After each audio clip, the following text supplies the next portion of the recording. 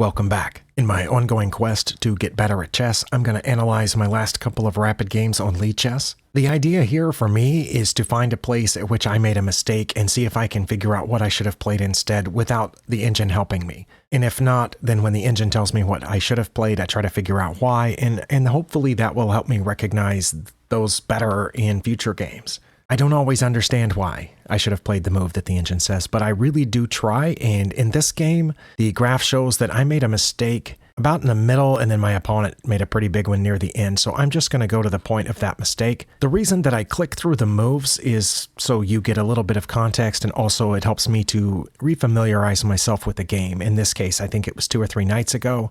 Once again, neither my opponent nor I made any mistakes or blunders in the first 10 moves. In this case, I made the first blunder on move 13 and my opponent followed with a blunder on move 14. This is a huge improvement from what I was seeing a year or two ago, where at this same rating, my opponents and I would both make mistakes or blunders before move 10. So anyway, let's click through. I played the Caro-Kann defense. All of this has been seen before by me, and I assume other people. None of this was unusual. My opponent castled. I got the bishop out. Now, this is a pretty common move to attack the bishop, but basically it just forces the light squared bishops to trade, or strongly encourages it, which I was prepared to do anyway. In fact, I was prepared to trade my bishop for that knight, but I'm just curious, was it my best move to... Yeah, it was my best move to take the bishop. Okay, because again, I'm pretty sure I have been at this exact spot in the Caro-Kann before. And here, because I am still learning these openings, I'm curious as to whether I should have played knight to f6, which is what I did, or try to get this knight out to challenge their knight. The engine seems to think that all those would be pretty similar. Slightly better to play knight to c6, I guess because it attacks that pawn, and about the same to play knight to e7. It also would have been fine to just take the knight now, or play knight to f6, which is what I played. Okay, curious about that. My curiosity is satisfied. I developed a piece and I'm prepared to castle. My opponent pinned the knight, and I got the queen out of the pin. I'm curious about that. The idea here was that with my queen out of the way, I'm aiming at this vulnerable pawn down here. If they do take this, I'll take here. That opens a line for my rook to see down toward their king, and I think I was okay with that. Just out of curiosity again, I should have just played knight to c6, and not worried about the pin right now. Queen, okay, it's changed. Queen to b6 was my best move. All right. So I feel pretty good about that. We're out to move 9 in this opening.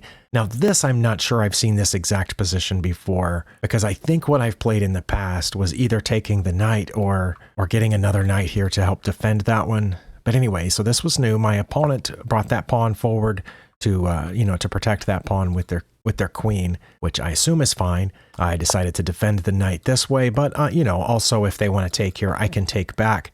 We did that. My opponent developed their other knight, and here I was strongly tempted to take this pawn, but I was worried about getting my queen trapped, and I thought if I did that, then I could take this pawn, but then they could bring their other rook over, but then I guess I could take that pawn too. I'm curious, should I have taken the pawn? Oh, I should have. Wait, let Stockfish make up its mind. Well, the engine thinks I should have played h6 first, but I think that would have just driven this bishop back so it could guard one of these pawns. But it would have been fine if I had taken. Okay, that's what I wanted to know, because I wasn't sure. And it says they wouldn't bring a rook over. They would just move this pawn so that I couldn't take it. But wait, that would allow me to get this one. And that's what it says I would do. But then they could take here. Okay, I was afraid if I tried that I would make some sort of mistake. So I went ahead and castled, which turns out to be okay. All right, I have turned off the engine. I scrolled away before I saw right underneath where it says f6 was my blunder.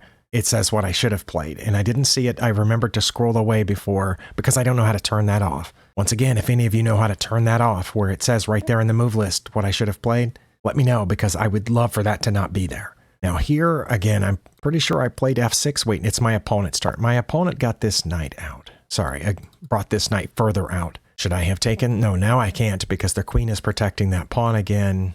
Okay, should I have played h6 then? Because earlier it was saying I should have played h6, but usually what happens is they drop this bishop back, and the only way to keep chasing it is to push another pawn forward, which opens up my king. I played here because I thought, if it goes back here, it's not really doing anything. Also, the f6 pawn would prevent the knight from coming in here. Further, I was thinking of maybe, going ahead and pushing with the e5 here, because my new pawn would protect that, and I'd have a bishop and a knight also aimed there. But come to think of it, they have multiple pieces aimed at that square as well. Okay, I'm going to guess h6. No, Whoop, it appeared for a second. All right, the engine seems to have settled on a5, but it also says it would have been fine just to move my queen over 1 to c6, or bring the f rook over to c8, or e8, either one of those two, or h6. Okay, well, I do understand why h6 would be fine, and I think I understand why a5 would be fine, because I'm getting a head start on these pawn battles over here, where I'm missing one, but I do not understand queen to c6. I'm not sure what that's aiming at, and I don't understand bringing the f rook over here. Why not the a rook? And I don't understand why this is a blunder. Okay, so that didn't help at all. But once I played this, it left this pawn undefended. That's why. Okay, I figured it out. When you move a piece, it's not where it was anymore. All right, seems, redundant to say that, but that's what a lot of us, including me, miss a lot. This pawn used to be defending the e pawn, but now it's not. They could have taken this pawn with check, and then my knight's hanging, and my bishop's pinned, and they can still get their bishop out of danger after I move my king. But that's an only move in my opponent's case, and they didn't see it. They ran away with their bishop. Okay, I understand that as well. All right, and neither one of us, that's, the first blunder for both of us right there, f6 and bishop to h4, and neither one of us made any further blunders until my opponent blundered right at the end. So let's just move on to that area. We're staying very close to even. Can't remember what I did there. Okay, I took with the knight. The reason that I didn't take with the pawn, even though it would have been a little weaker, is I wanted the pawn to continue keeping that bishop out. I thought if they traded, I'd be okay here. They did trade, and I took with the bishop instead of the rook, which looks like it was fine. I was, thinking maybe there could be a discovery here on the queen at some point. And my opponent made a mistake here in a couple of moves. They got their queen out of that, seeing that there could have possibly been a discovery. Also, this pawn is undefended. I brought my queen over to help defend this pawn, also lining up with the rooks, protecting the other rook. All these, protect each other, and this is protecting each other here. The queen is protecting all of those. I think I'm in a good situation. My opponent brought this rook out to line up here, and that's a mistake that apparently I didn't take advantage of. Okay, scroll that out so I don't see it by accident. What should I have played here? Oh, I think I see it. No. I thought I saw it, but I didn't. For just a second, I thought I could go over here, which would force them to take, and then I could take their rook, but it wouldn't be a check. And if they took back, I would get 2 rooks for a queen and a bishop, so that wouldn't have been good. Okay, so I should have done something else. Should I have just taken this pawn? No, they have 2 defenders there. If they had only had 1 defender there, then I could have gone, and I would have been threatening mate, but that's probably not it. Yeah, I have no idea what I should have played here. Should have played d4. That's the only move that takes advantage of my opponent's mistake. They wouldn't take it, according to this line, but I'm curious. A lot of times when I actually move it on the board, that'll change. It says right now that if I'd played that, they would take down here. Okay, well, let's move it and see, would they take here? Oh, they most certainly would not. I'm curious as to why. It says they would take that, but why wouldn't they take this? Oh, because then I would get their rook. No, I wouldn't. Only move if they had taken. See, if they had taken, I would have not found the move because it says it's bishop to f4. Okay, now I understand why they can't take my queen because this is mate. And they have a bunch of moves that are fine, including g3, g4, queen to e3. That's e3, right? That's their 3rd best move. And I wouldn't take it with the bishop. What? I'm going to guess my opponent never would have played that, but let's say that they did. Of course I would take it with my bishop, but it says it's just as good to take with my queen. Okay, well, again, my opponent would never play that here. I don't know what they would play here. Would they take my queen? If so, I would check. They would have to block, and that would be mate. I suppose they could also block with their queen. So what would they play? Would they just take the free bishop? Because it looks free, right?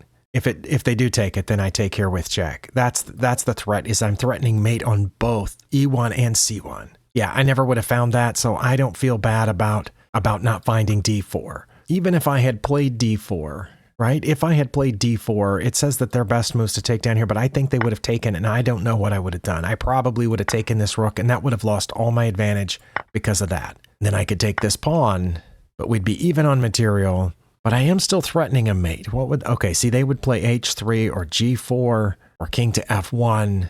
They could probably even play queen to d1 and be fine.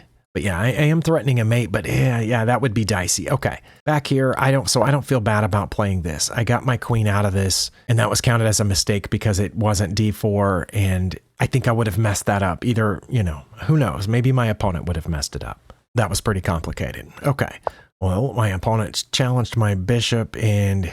Oh, I left the lines on, so I did see that rook to c4 was my best move, but I took the pawn. Now, the reason, of course, that I felt okay taking the pawn was that if they took back, thinking they had two defenders on it, then I would have a checkmate down here. That's what I thought. I thought, oh, if I take here and they take back, then my rook down here is checkmate. But the problem is, after I took this, they should have played this probably.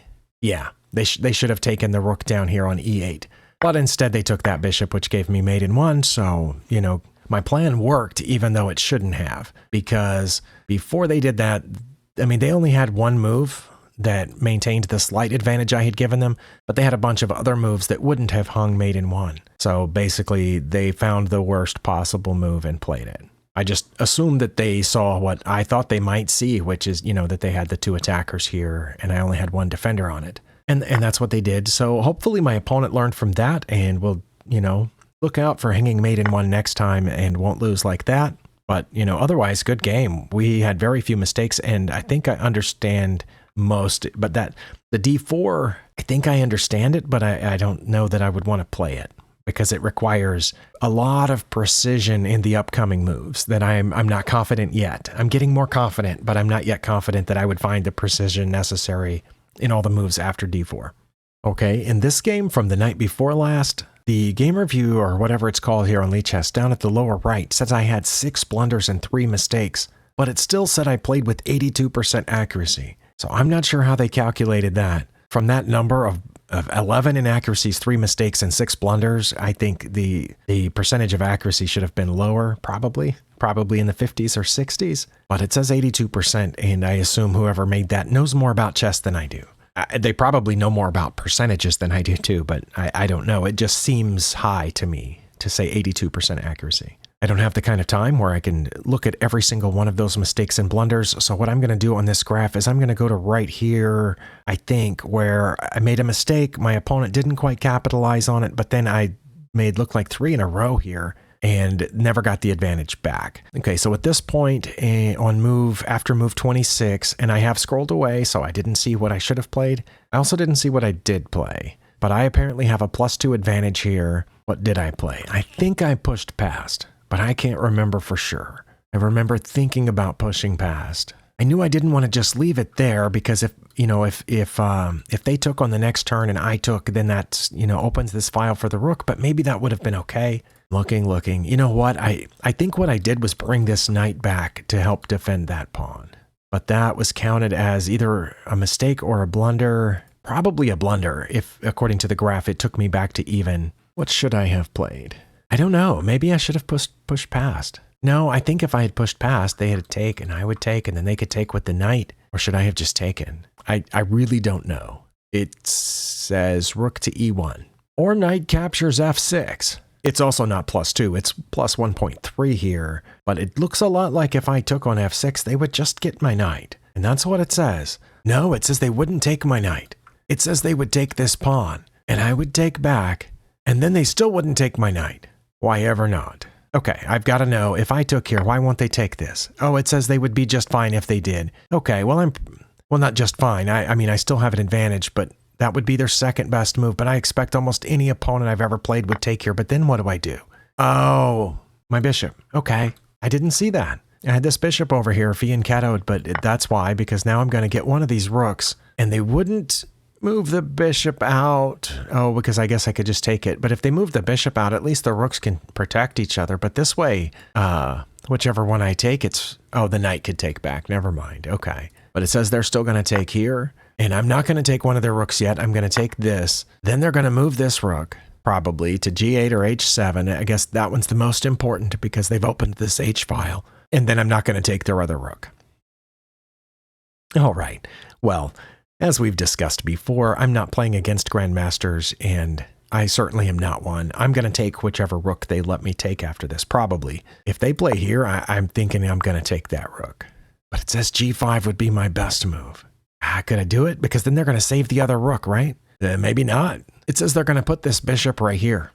That's what Stockfish says. That's their best move, is to put their bishop on h6, and I'm not going to take it. I'm going to take this rook, and they're going to take back.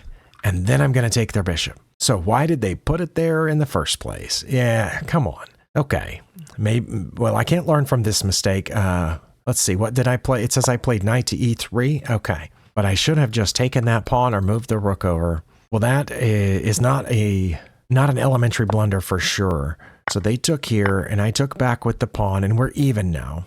But I didn't hang a piece, or not even a pawn, right? There was just an even exchange of pawns here. But then on the next move, my opponent did this, which is inaccurate. And then this huge decline. Let's see. What should I have played? This is just an inaccuracy, so I'm just going to look. I should have played bishop to f3. Only move that takes advantage of their inaccuracy, but instead I put it all the way out there. Well, because the knight was undefended, right? They could either play rook to e8, because my knight is also undefended, or they could just put the knight over here on h6, and that's what they did. And then I should have brought this bishop back to f3, but I still didn't see why that was important, because that pawn is defended. So I pushed this pawn. Now my opponent has an advantage. They played their best move, which is to take this pawn with the knight. And I couldn't help but seeing it. My move was a blunder. And also right there is what I should have played. So I see that too. Oh, but right here it says I should have played knight to g2, but Stockfish says my best move is bishop to c1. Sorry, my throat's getting a little rough. I'm not sure why. I don't think I have a cold. Yes, Stockfish, after running for a little bit, says bishop to c1 is my best move, but the game review thought I should have played knight to g2. Okay, well, knight to g2 threatens the rook, gets the knight out of danger. But why was this a blunder? Because they take with check, and then I get out of check, right? Okay, my opponent is just up an exchange now, but they get an extra pawn, and my best move is bishop to c... Well, for a second it said bishop to c1. Oh, they're all about even. Okay, well, I did play bishop to c1, which threatens the rook and protects this pawn. Their best move is to take another pawn. Okay, I think I understand why the evaluation is what it is. I had no idea what to do here. I just knew that this bishop is defended and this bishop's defended. I was a little worried about my A pawn at this point. I thought about taking here, but I mean, the pawn is defended right now. Of course, they can take it and then their pawn will be defended. But I also thought of coming here with my king, and it does look like coming with my king is, or either g3 or h3 are among my best moves. So that was fine. My opponent didn't play well here. They brought this rook down aiming for my A pawn, which I just moved, which was my best move. But I'm just down -3 because in that exchange, they were able to get 2 extra pawns, and I never was able to recover from that. And it looks like my opponent played pretty well for the rest of the game. And then I made one more blunder after, I was well behind, -6 here. Should have played rook to g1 to get behind that passed pawn, or rook to d3, which protects this pawn, or a4. But instead I took there, which is a problem because they can check me with the other rook, and then their 2 rooks are defending each other. So yeah, sorry. But they didn't play their best move. They played their second best move, which is to take here, which I can just take, but it doesn't matter because they have a whole nother rook. The reason that I did that is because I thought I was lost anyway, and I thought, that maybe I can catch this pawn or something. But instead they took another pawn, and I took a pawn, and then I thought, oh, that was a mistake? Okay. Wait, how was that a mistake? It's mate in 12, and it resulted in mate in 11, so no, that's not a mistake. Okay. That's the game review not being able to figure out. Yeah, because here it's mate in 12, and after I move that, it's mate in 10. Okay, so I cut one move off the mating sequence, so that's not a mistake. It's just very slightly inaccurate. And they pushed their pawn, and I pushed my pawn, and we just had a little pawn race, but then they got behind my pawn, so I moved to protect it. And they took it anyway because they're about to promote. So, good job for my opponent. But yeah, so all the way right here, after this inaccuracy... And after this, I should have bishop to f3 as the only move. That's pretty complex and involves a lot of calculation, so I'm not too worried about it. But this is the move that put me behind for good. Because I didn't bring this back and they have 2 attackers on my g-pawn, I'm going to lose that pawn and then I'm going to lose the next one. I understand that. But I thought my move was similar in that they can't take that pawn. The problem is that they don't have to take the pawn. They hop in here. And I thought if they hopped in here, we would have an even trade. But what I guess had neglected to notice is here, well, for one thing, I didn't know we were even here. I thought I was already behind because I'm already down in exchange. Had I known I was even here, maybe I would have played differently. I don't know. It's hard to guess that you're even when you're down in exchange. They have one of my rooks. I have one of their bishops. So when I played that, I thought, well, that forces their knight to move. I thought it might move back and then I could push the pawn again, or I thought it might move here and we would just trade and that's even. But that turned out to be bad because it comes with check, and then they get that pawn, and then they get that pawn. Okay, that's why, because they get 2 extra pawns for it. And then last night when I went to play a rapid game, I got the white pieces and I played c4, but my opponent just aborted the game immediately. Like 1 second after I played c4, my opponent aborted the game. And it wasn't a system abort where they just didn't move for 20 seconds or whatever it is. Their light was on showing that they were online. They saw what I played and chose to abort. So maybe they had clicked the rapid game by accident and didn't want to play a rapid game. Or maybe just after they decided to play a rapid game, one of their parents called them to dinner. I have no idea, but yeah, they just aborted. So I went ahead and started another game. And this was the end of the other game. In this one, my opponent never came online. There was never a green dot by their username. Apparently, Lichess matched me up with an opponent who was offline, who wasn't even on the site at the time because, I click on their profile. They're not even online. So they had apparently, selected that they wanted to play a rapid game and then just closed the app or the website or whatever it was. And so I had to wait the 20 seconds until this one aborted by the system. So I decided not to try for a third one, and I just took those 2 aborted games as, that's what happened last night, and so I don't have any blunders to examine from those. I will say this, though. I've been wanting for a long time to do a comparison between chess.com and Lichess, like a deep dive comparison, a video that'll be so long you definitely wouldn't want to watch the whole thing. But I would have timestamps in case you would want to, click through or whatever, and I thought that would be one of those videos that could sit there on my account and search engines would find it, and it would eventually, accrue a lot of views over time. But anyway, I've been thinking about that. And one of the things that I would compare is the player pool. The player pools are different. There are some people like me who play almost equally on, equal number of games on both sites. But there are a lot of people who definitely prefer one site or the other and just stick to one or just stick to the other. But on this one, I notice a lot more aborted games, like tons more. It might be 5 to 10 times as high a percentage of games aborted on Lichess versus chess.com, in my experience. And that's across all the time controls.